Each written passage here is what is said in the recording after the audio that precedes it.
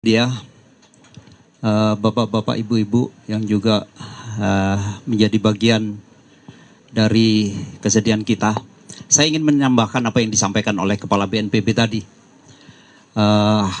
Yang pertama, kita semuanya menyampaikan rasa duka yang sangat mendalam atas musibah yang terjadi di Pondok Pesantren Qazini ini, khususnya kepada keluarga-keluarga yang saat ini anak-anak kita yang masih dinyatakan belum ditemukan.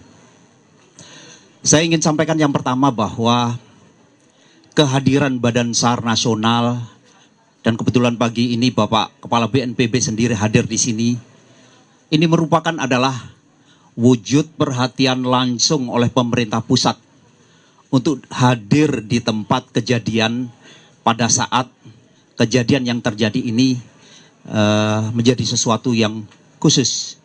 Bahkan tadi sudah dideklar oleh pemerintah bahwa ini sudah masuk di kategori bencana.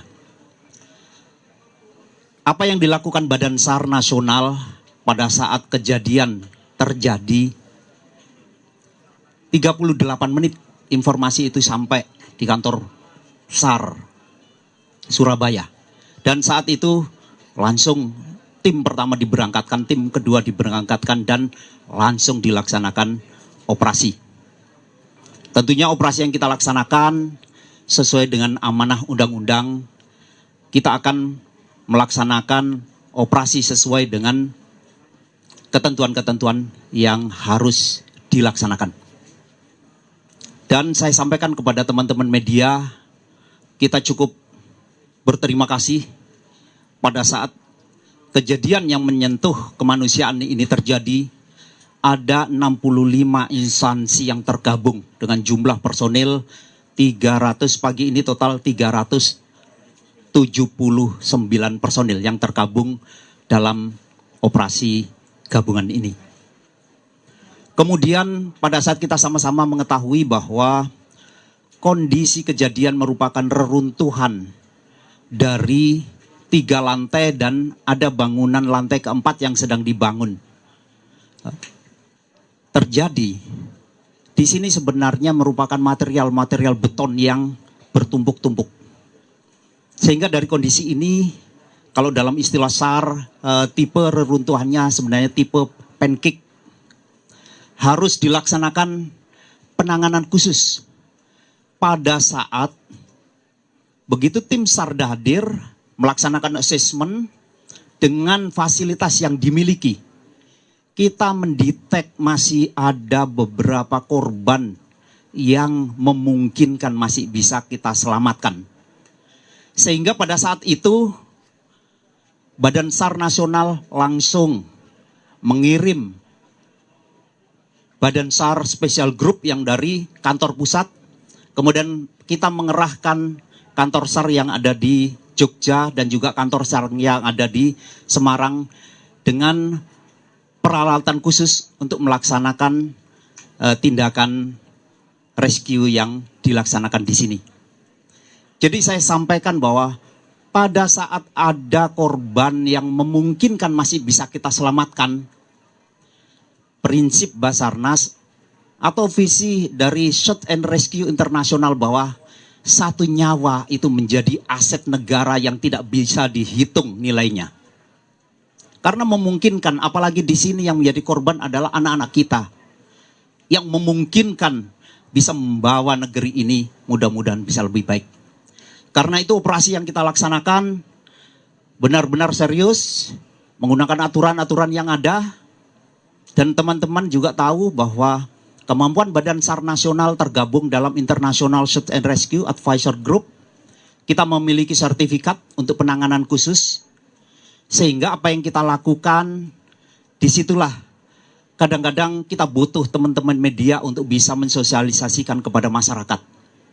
Bukan berarti kita tidak menginginkan masyarakat untuk ikut bergabung untuk segera melaksanakan penyelamatan bersama-sama. Satu hal sedikit yang ingin saya sampaikan. Jadi pada saat kita menggunakan teknologi untuk mendetek di mana ada korban yang masih memungkinkan hidup ataupun yang dinyatakan sudah meninggal, kita memiliki teknologi. mulai dari alat-alat detektor sampai kita menggunakan drone thermal. Dan sistem alat ini bekerja atas dasar suhu tubuh manusia yang melaksanakan aktivitas. Kalau di situ banyak orang, alat-alat ini tidak akan pernah bisa bekerja dengan baik. Karena itu sebenarnya kemarin misalkan ada tindakan untuk clear area. Semua personil diajak untuk keluar. Bukan karena kita tidak kepingin teman-teman media untuk ikut bergabung melihat secara nyata. Kita bekerja profesional, apapun yang kita lakukan setiap saat akan kita declare. Saya melaksanakan press release di kantor pusat Basarnas, sudah saya sampaikan ke teman-teman media. Dan saya sampaikan untuk informasi secara berkala, SMC yang ada di sini paling tidak 2 hari akan bisa berinteraksi kepada teman-teman dan juga masyarakat untuk menyampaikan informasi perkembangan operasi yang dilaksanakan. Jadi kita mengharapkan operasi ini bisa segera kita selesaikan. Saat ini kita mengejar golden time karena dimungkinkan dari golden time inilah yang kita detect masih ada kehidupan ini masih memungkinkan untuk bisa kita selamatkan dalam kondisi hidup. Sesuai teori memang 72 jam. Namun pada saat kita sudah bisa menyentuh korban, kita sudah bisa mensuplai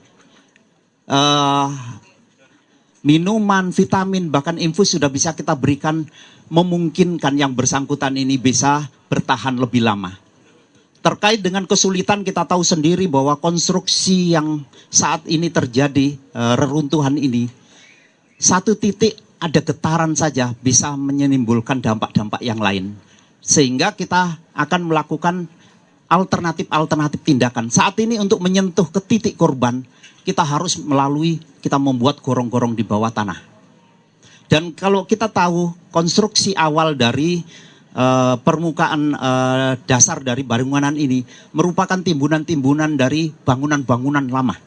Sehingga pada saat kita membuat galian ini pun beresiko kiri kanan juga ada longsoran-longsoran kecil.